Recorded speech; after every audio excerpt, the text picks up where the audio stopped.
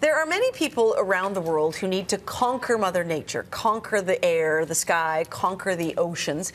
There is a race coming up. It is June 7th in 2014 when people in rowboats will set off from Monterey Bay, California, a lovely little spot, quite frankly, and row your boat all the way across the Pacific to Honolulu, Hawaii, where hopefully there will be a Mai Tai waiting for them. Oh, yeah. These next two women are competing in that race from British Columbia. So if you are successful, you will be the first Canadian women to row the Pacific. That's right. That's quite the accomplishment, right? All right. Rebecca Berger and Leanne Zrum, how did all this start? I used to live in the UK, and I did a lot of rowing there, and there's a ton of ocean rowers in the UK. And I knew a few of them, and that's sort of where I got the idea to row an ocean. And when the Pacific Ocean Race was announced, I knew that it was the perfect race for my ocean adventure. And Leanne here has got an equal sense of wanting to have an adventure on the ocean. So we're just really lucky to have met each other in time for this project. Right, but Rebecca turned to you and said, hey, want to row the Pacific with me? And you said... Absolutely. Crazy not to. Which surprised you a little bit, though, right? Yeah, well, it started out, I guess, as a bit of a joke. Well, it wasn't a joke. It was serious. But we were at the gym one morning, and I'd been looking for somebody to row the ocean with me. And I said, would you like to row the Pacific with me? And she said, yeah, sure.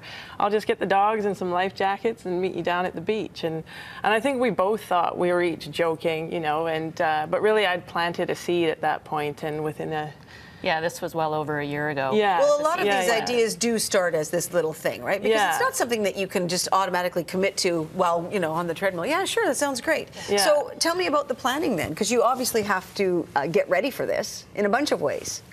Yeah, I mean, the time undertaking and the financial undertaking to launch a campaign such as this is a huge undertaking in terms of the purchasing of the boat that we will use to make the crossing is in itself. So how much does that boat cost? Fully kitted out, it's around $70,000 Canadian. So that's the boat itself, plus all of our safety equipment and our navigation equipment, our water system that will supply us with fresh water on the crossing, all of our food supplies, because we're unsupported for the crossing. So everything we need, we have on board when we leave California. Right. There's no stopover. There's no stopover. There's no supply boat. There's no helicopter drops of fresh food. Given that this is a race, there will be other teams doing the same team. Yeah. I'm assuming somebody is kind of keeping an eye on everybody. Yeah. There's like dedicated support crews for the race. There's 18 crews entered to date in the race, and they range from boats of 4 rowers to single rowers. So over the course of the 21,000 nautical miles, 2,100 nautical miles, those boats are going to separate quite a lot during the course of the race. And so the available support crews are going to be, you know, split between wherever, you know, these boats is, are. from the first boat to the last boat. That's right. Yeah. So this is 24/7. How do we split that up?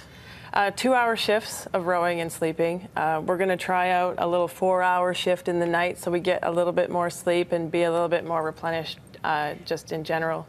Okay. How do you sleep in a boat like that? There's the boat that you see in the video is actually the boat that we're training in right now. Our actual boat's going to arrive in a couple of months. It's being made in England, and it's going to be here in a couple of months. So it's a bigger boat. It's got airtight cabins, and one of them is big enough for us to get in. Both of us will be able to fit inside this cabin. And for inclement weather, or and for our naps. You don't want to be and it's by the elements, hey? Yeah, that's where all the navigation and electronics are housed, so that they're out of the elements. Right. Yeah. How much bigger than the boat we just saw is it? 22 feet. 22 feet in length with 2 fully enclosed cabins, one on either end of the boat, a larger one for us, smaller one for batteries and equipment and that sort of thing. And you need a little, like you said, a desalinization thing, because you're just pulling water from the ocean, and you would obviously need a lot of water to drink, you know, exerting a lot of it. What about food? What kind of food do you eat along the way? Portable food. We're being supported by a couple of really good nutrition companies in BC, Vega and the Edge Energy, and we also have some vitamin supplements from Oxylent. And in addition to that, we're going to be bringing, just regular camping food and nuts and seeds and dried fruit and those Power sorts food. of, yeah. As many calories as you can possibly consume in a day will likely not be sufficient. Well, no, and I'm just thinking, so if I'm the person rowing for 2 hours, I'm not, can you eat while you do that? Not really while you're rowing. No, so then in my 2-hour break, I have to That's eat right. and drink and sleep. And navigate and do whatever repairs perhaps need to be done. And Yeah. And cry. There will be some crying. There will be. It's not going to be pretty. I would just be weeping, take me home, make it be over. All right, we're going to take a quick commercial break and come back and find out more about this adventure. It's intriguing. Welcome back. We are talking to Rebecca Berger and Leanne Zrum, and about the great adventure they're embarking on a year from now, rowing across the Pacific. So we've covered the kind of boat you'll be in, the shift work that you'll take on, and when you eat and when you drink. Where do you go to the bathroom? In a bucket. in a big bucket. Bucket. Yeah. That's Or nice. over the side. Or over the side. But it needs to be Fancy. calm-ish. And it won't be. And it won't be. It's going to be a tricky thing to go to the bathroom in this bucket. It's typically easier for guys, a little harder for gals, isn't it? Yeah, I think so. And it's Have you something practiced that part? Not yet. And when our boat comes, we will be. So look for us out in the Georgia Strait practicing. Our bucket. What are they doing out there? Oh, one's unzipping your. That's just High great. tech technique, Yeah, looking for you guys. So in the commercial break, we were talking about the fellows from BC, Marcus Pukkanen and Adam Creek, who capsized in their crazy adventure. Yeah. Is that the biggest fear? It is a fear, but it's something that we know that we need to be, as prepared for as they were. They were really good role models for that.